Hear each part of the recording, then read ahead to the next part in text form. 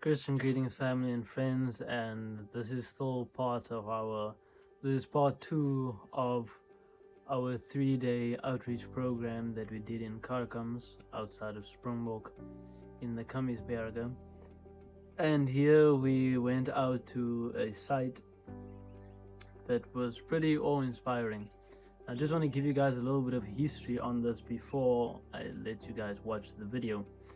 So, I don't think many people know this, but Barnabas Shaw was I don't know if he was the first, but he was one of the main preachers that came to South Africa from Europe to spread the gospel. Now, he was a Methodist preacher, and he established the Methodist churches. I can't say if it's exactly all the Methodist churches in South Africa, but I know he worked extensively in South Africa, and he established the Methodist church here in Kamisgrön in the Kamisberge, here in Kharkams. And the site that we are at today, I want to read. I found this on Wikipedia, what it says about the site, and it's called Bethel's Klip, and it's not far outside of Kharkams. If you go to Kharkams, there is a dirt road that, before you turn into the little town, you continue down with the dirt road, and that road takes you down the mountain pass to this place called Bethel's Klip. Now, I want to read to you what took place here at Bethel's Klip, but while I'm doing that, I want you guys to take a look at the little video.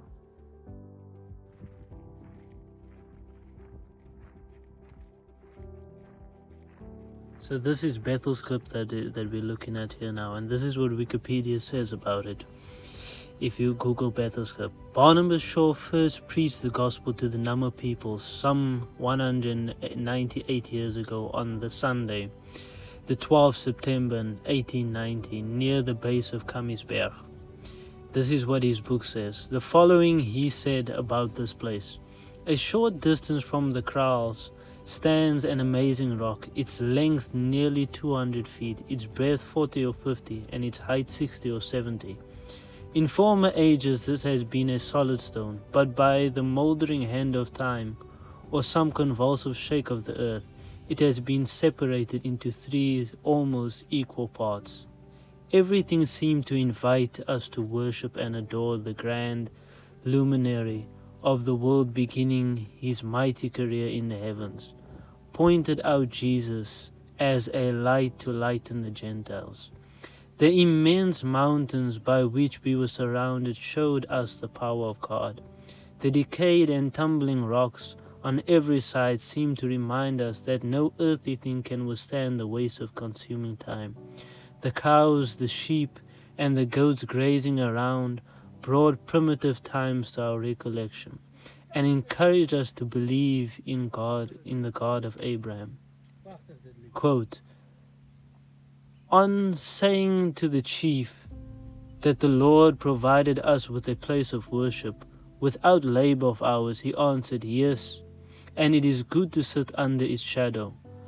On explaining to him the meaning of the word Bethel, he said that the rock should henceforth bear that name.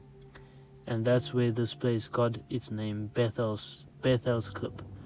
Now, obviously, in the Bible, the name is English Bethel, but in Afrikaans, they gave it the name Bethel's Klip. As we can see, this is the exact place where Reverend Barnabas Shaw preached the gospel to the Nama people for the very first time, under these immense stones. Now, this is the remnants of the church that they later on built here. These are still the foundations that we are seeing here of stone and mud that they built, and those toilets that you saw were built later on here for a place for tourists, if tourists wanted to come and view the place, those toilets that you see there. And these are still the remains of the church that was later built from, obviously, for the winter when it would rain, so that the people can come inside.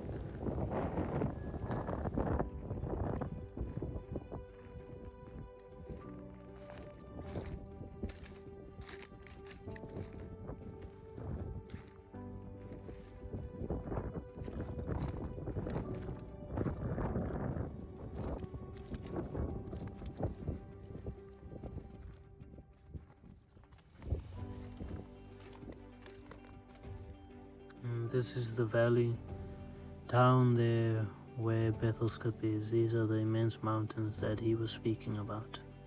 This is Bethel's Clip, and these are the stone structures they built as chairs for the people to sit on during worship hour.